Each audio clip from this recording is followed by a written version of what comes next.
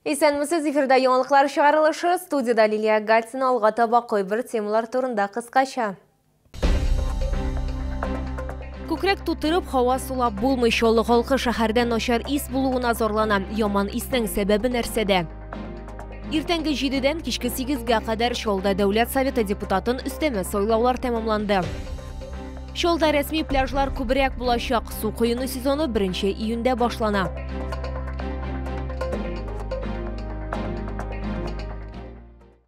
Күкрәк тутырып, хава сулап булмый, берничә көн дәвамында Чаллы халкы шәһәрдә начар ис булуына зарлана. Бу теманы хуҗалык җитәкчеләре белән киңәшмә вакытында да читләтеп үтмәделәр. Яман иснең сәбәбе нәрсәдә? Җавап безнең алдагы материалда.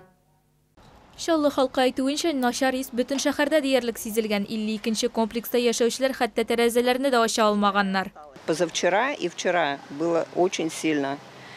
Прям на улицу можно было и не выходить. Даже вот в комнате ощущалось. Күңелне болгата торган исне 27-нче комплекста яшәүчеләр дә сизгән. Алар шулай ук тәрәзәләрне ябарга мәҗбүр булганнар. С балкона слышно, когда вот откроешь окна, вот откуда вот идет нехороший какой-то, вот знаешь, ой, не знаю, как будто что-то гниет вот. Один день был такой, где-то люди говорили, что у них очень сильно, да. А чем пахнет? Ой, ну что-то такое неприятное, гнилым или пометом, что-то такое, как будто пропало что-то. Башкарма комитеты аңлатуларынча, начар ис кыш тизәге чыгару нәтиҗәсендә барлыкка килгән. Сейчас проводится процессуальное действие, по результатам которого будет доложено отдельно, и руководителям хозяйств будет предложена другая схема или другая дислокация этих гуртов, поскольку у населения действительно это вызвало справедливый гнев. Терлекчелек һәм кышчылык калдыклары чаллыларга комачауларга тиеш түгел, шуңа күрә аны саклау өчен яңа урыннар табарга кирәк дип йомгаклады шәһәр мэры. Айзилә Шаймөхәммәтова, Христина Балабанова, Сергей Вильданов, яңалыклар. Чаллыда Республика Дәүләт Советы депутатын өстәмә сайлаулар тәмамланды. Тавыш бирүнең беренче сәгатьләрендә сайлау участокларына 6000-гә якын кеше килгән. Килү күрсәткечләреннән 20%-ның электротехниклар округында теркәлүчеләр тәшкил итә. Тавыш бирүнең беренче нәтиҗәләрен Татарстан Республикасы Үзәк сайлау комиссиясе бастырып чыгарды. Мәсәлән, Руслан Нигъматуллин 74%-тан артык тавыш җыйган. Икенче урында Татьяна Мухина 7%-ка якын. Лидерлар өчлеген Адель Вахитов тәмамлый, ул 5% тавышка ия. Республика Үзәк сайлау комиссиясе башлыгы киңәшчесе хәбәр иткәнчә, автошәһәрдә сайлауларга төпле әзерлек алып барылган. Сайлау участоклары иртәнге сәгать 7-дә үз ишекләрен ачты. Күп кенә чаллылар иртәдән үк тавыш бирергә карар иткән. Кайбер участокларда Айзилә Шаймөхәммәтова да булды. Иртәнге сәгать 7-дә Чаллыда сайлау участок комиссияләре эшли башлады. Беренче сайлаучылар депутатларга кандидатларның берсе өчен тавыш бирергә ачылышка килә башладылар. Иртәнге сәгать 7-дә сайлау участогына килергә карар итүчеләрнең берсе Әлфия Закирова. Аның фикеренчә, гражданнар үз хокукларыннан файдаланып кына калмый, ә үз тавышлары белән дә илебезнең киләчәгенә йогынты ясый ала. Һәр сайлауда да булабыз. Безнең, наверное, һәрбер кеше барырга тиештер инде ул сайлауга. Якшәмбе иртәсенә карамастан күп кенә сайлаучылар иртән участокларның ачылу вакытына килә башладылар. Безнең өчен бик главный событие для нас все-таки это очень важно, барыбер әйтәм инде урысча. Эштән дә безне это җибәрделәр. Менә әйтү килдек инде, шулай иттереп. Сайлауга килде, Аллага шөкер.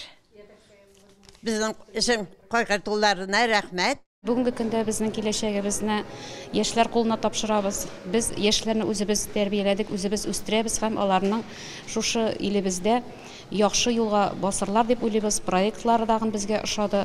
Алга таба аларга уңышлар телибез. Сайлау комиссиясе күзәтүчеләре сайлауларда хукук бузулар табылмавын билгеләп үтте. Бик әйбәт сайлаулар бара, бик күңелле, музыка уйный, бик матур. Сайлаучылар киләләр.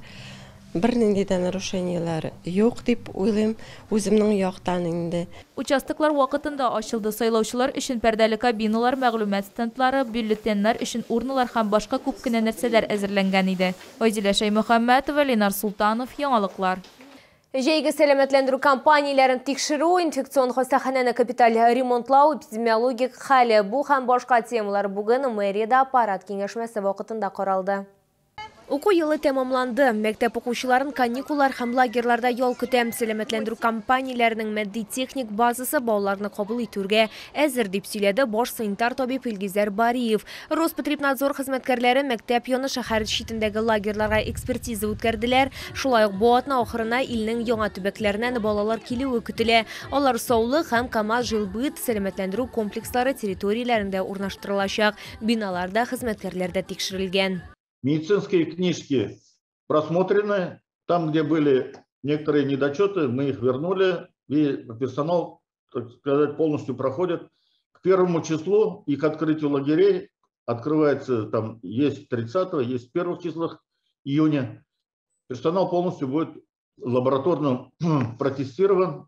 Мэрияда аппарат кеңешмәсе вакытында Наил Мәгдиев шулай ук инфекцион хастаханәне капиталь ремонтлау темасына да тукталды. Исегезгә төшерәбез, хәзерге вакытта эшләр Г блогында алып барыла. Ремонт продолжается. Ряд работ выполнен, фасадные работы на 95%, кровли тоже на 95%. Ведутся отделочные работы. Г блогында эшләр җәй ахырына тәмамланырга тиеш дип планлаштырыла. COVID-19-га килгәндә, хәзерге вакытта шәһәрдә яңа коронавирус инфекциясының йоктыруның 30 меңнән артык очрагы теркәлгән. Лилия Гатина, Сергей Вильданов, яңалыклар. Йорчалыда рәсми пляжлар күбрәк булачак. Автохолада санкцияләнгән һәм куркынычсыз булган тагын 3 майданчык файдалануга әзер диярлек. Алар кайсы урында урнашкан, җавап Айзилә Шаймөхәммәтова сюжетында. Җылы һава торышы шәһәр халкын суга җәлеп итә, ләкин коену сезоны 1 июньдә башлана. Автоколаның баш санитар табибы шәһәр пляжын рөхсәт документлары әзер булганчы кулланырга ярамый дип билгеләп үтте.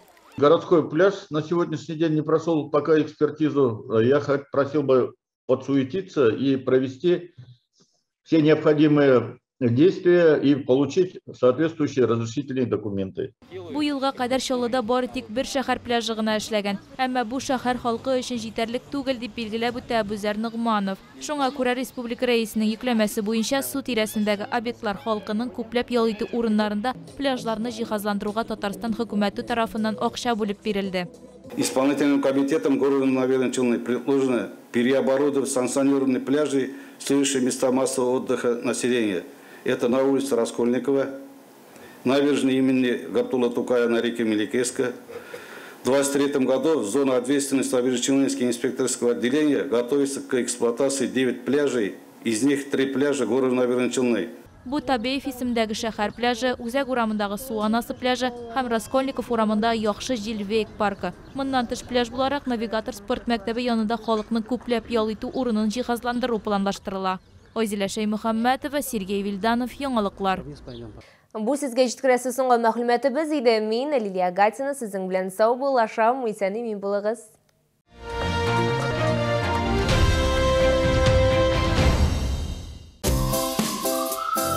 Казань-Экспресс. Выгодные покупки быстрее, чем за сутки. До конца месяца комплексное обследование уролога за 1500 рублей. Лечение простатита, восстановление потенции, продолжительности полового акта. Альфа-клиник. Телефон 200 222. 200 222.